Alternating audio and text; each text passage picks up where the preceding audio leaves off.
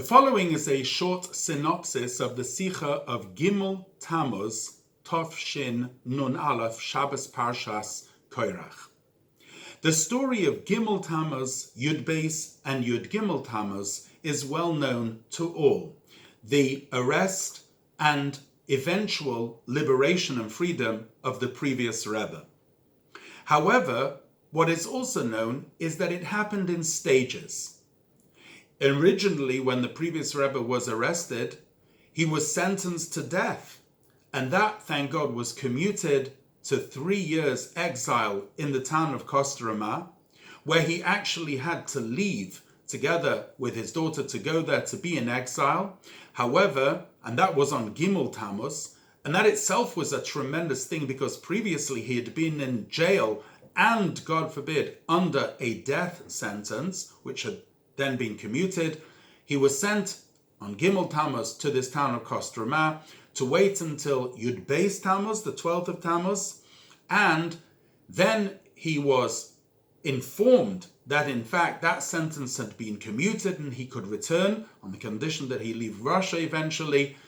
And since the office of the government in Kostroma was officially closed on that day, he had to wait to the next day, the 13th of Tamuz, in order to get an official government document saying that he had been freed. And consequently, we celebrate Gimmel Tamuz as Aschalta de Geula, the beginning of the redemption of the Frierdiker Rebbe, and then finally the Yemei HaGeula, the days of redemption of the 12th and the 13th of Tamuz. The Rebbe in this Sicha addresses the question as if God made an unbelievable miracle for the Rebbe, why was the miracle in stages? If God is making a miracle already, let it happen, if you want, bebat achat, in one go.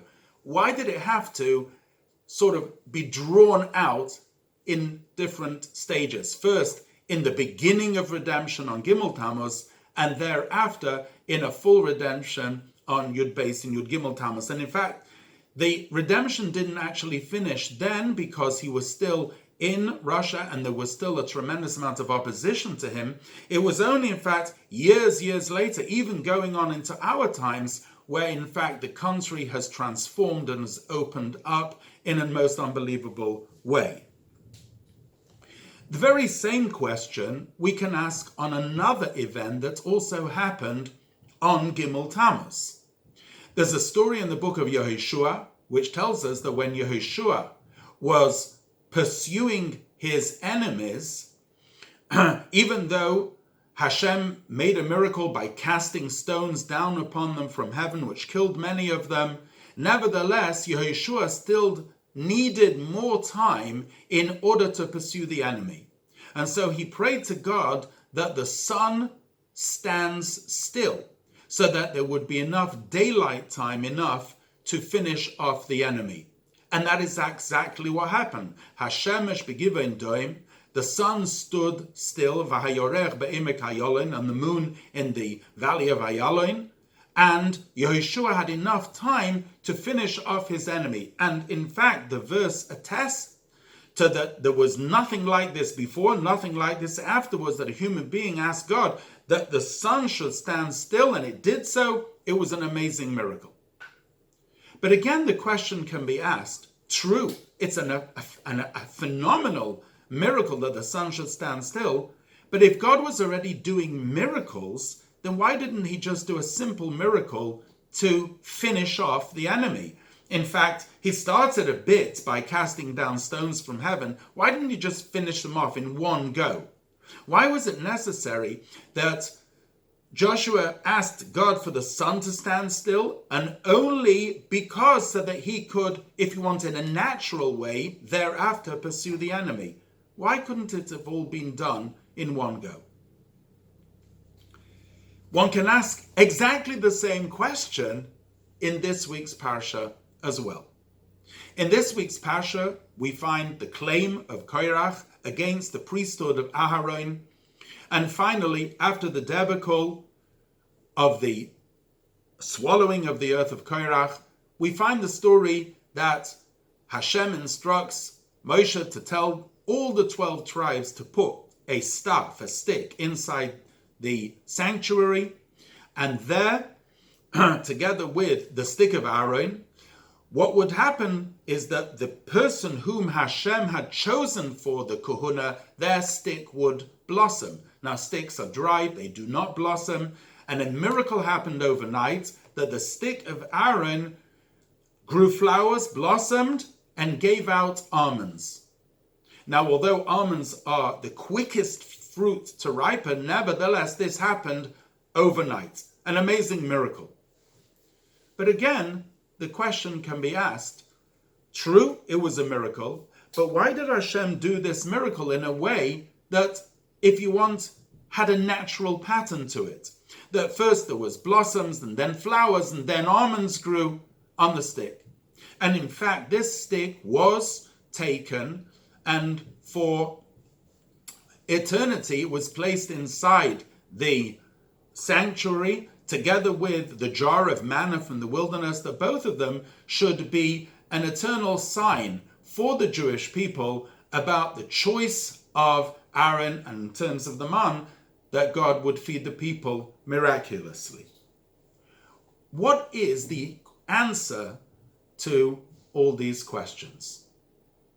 There is, in fact, one answer to all of them, and that is that the ultimate purpose of miracles is that it should have an effect on the nature of the world. Everything, it says in Pirkei Avos, that Hashem created in this world, he created for his glory. Kol ma shebara HaKadosh Baruch Hu ba'olamai lo broi elo lichvodoi.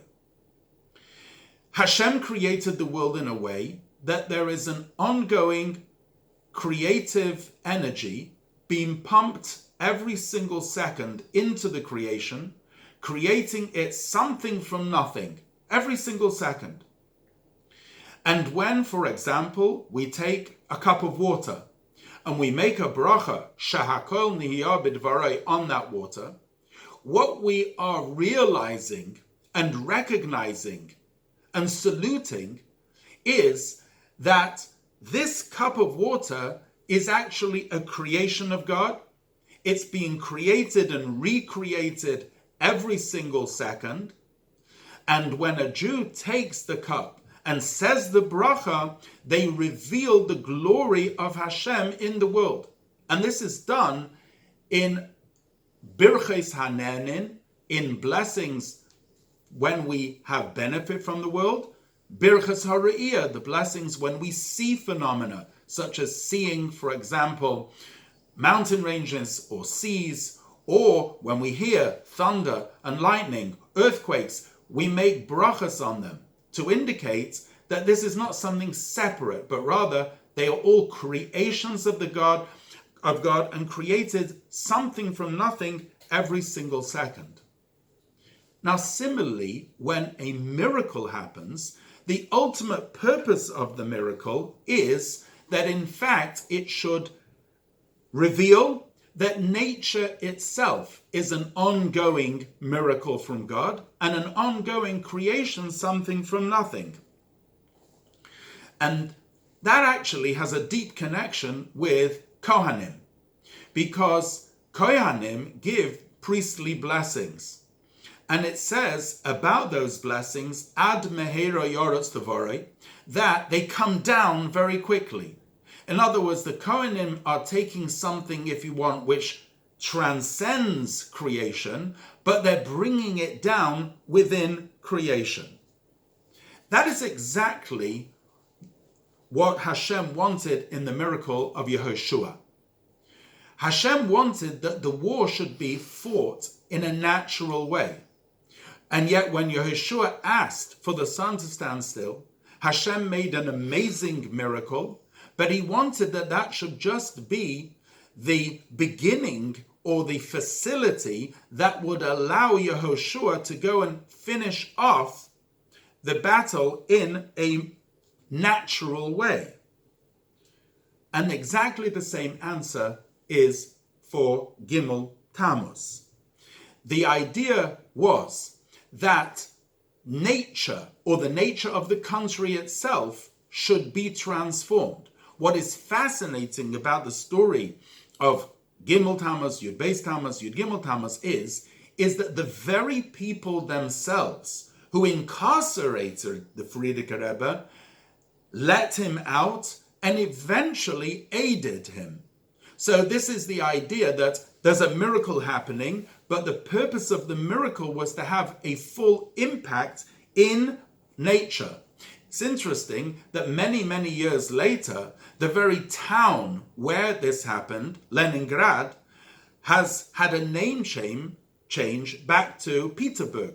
Originally, it was called Peterburg because when the Tsar, the original Tsar that built it, he named it after himself, and the communists, in fact, were antithetical in their beliefs to the Tsar, and that's why they changed the name of the city from Peterburg to Leningrad to follow Lenin, who was their leader.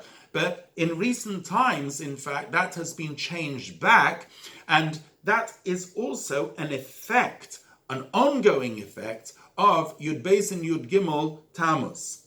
This all happens in the 4th month.